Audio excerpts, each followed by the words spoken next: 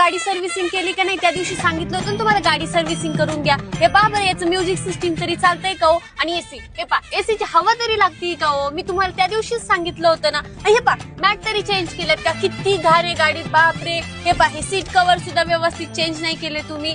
आणि याचं काय, टायरचं काय? टायर तरी नीट नाटके टाकलेत की नाही? त्या दिवशी म्हटलं होतं ना नवीन टायर टाका, ते खराब झालेत पार. पाहिलं का एकदा चेक केलं? मशीन बिशीन चेक केलं का गाडीचं? अहो काय झालं आता गाडीला? जा बघून या. हा बघतो.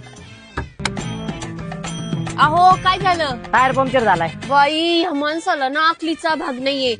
गाडी पंक्चर करून ठेवली. अरे आता माझी चुकी कधी? मग काय माझी चुकी का? मी पंक्चर केली का गाडी? हा करू राहिलो ना 5 मिनिट काम. किती वेळ? तेच काम करू राहिलो ना. काय टाइम टू टाइम सर्व्हिसिंग करता येत नाही का? मागच्या वेळेसच तुम्ही 15-20 हजाराचा खर्च केला होता ना गाडीला. माझ्या पप्पांनी हुंडात गाडी दिली, ती सुद्धा नीटनाटकी सांभाळता येत नाही तुम्हाला.